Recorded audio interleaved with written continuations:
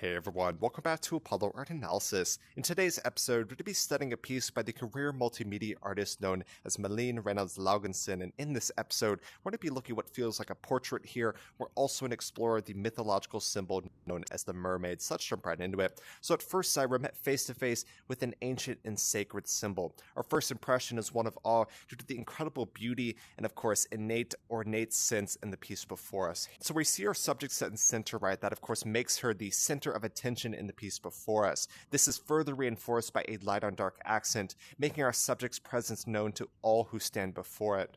So one of the first things I notice is the impact of texture here. We see this quite clearly. Everything from our subject's ornate head all the way to this kind of misty water in the background. These all immerse us well within the work before us. And colors in the composition primarily consist of a blue and a green set here. But aside from that, we have this, pinkish purple, but we also have some yellowish gold as well. Of course, the analogous scheme of blue and green feel quite balanced, and any other tones are going to be drawing our attention to them as well, such as the flowers and the headdress far above there. These all give this ethereal charm to the composition, which is rather hard to describe. I think there's no doubt about that. And so when I first saw this work, I noticed texture, but I also found this reminiscent of a portrait, although I don't think that's quite official, right? We don't have the subject facing us, we don't see, say, the bust, but it feels reminiscent of a portrait in many different ways.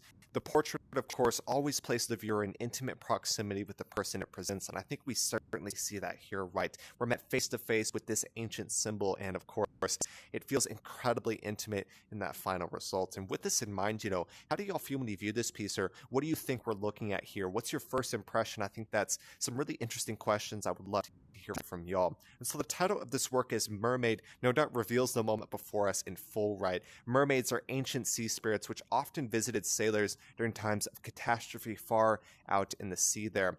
So of course, due to our subject status as a sea spirit, one may mistake this for a siren, but regardless of that, we see our subject's sacred sense primarily denoted by this beautiful and highly ornate headdress there.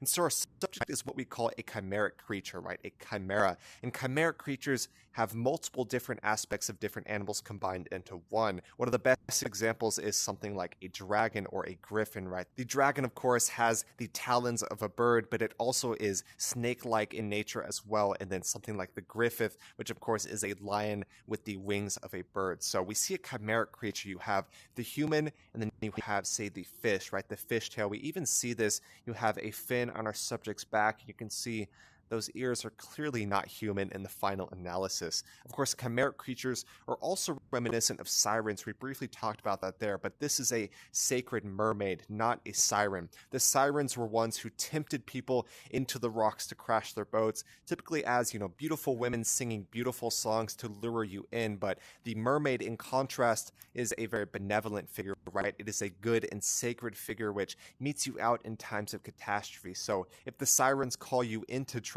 the mermaid is the one who saves you from trouble, and I think that's incredibly important here. With this in mind, what do y'all think of the mermaid? Did y'all mistake this for a siren? Did y'all think this is something else? What do y'all see when you view this piece?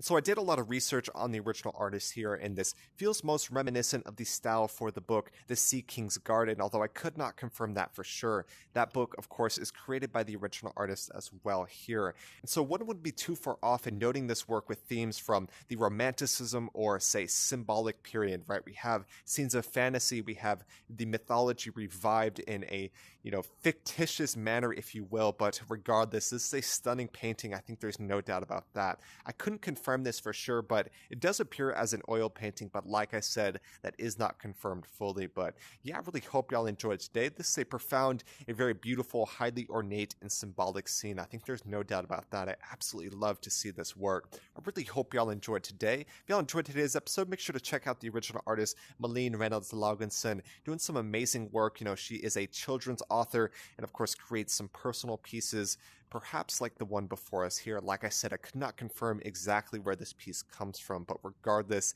it is an amazing scene. I really hope y'all enjoyed. But yeah, that's all I got for today, but like I said, really hope y'all enjoyed the piece today. My name's Apollo, this was Apollo Art Analysis, and I'll see y'all on the next episode.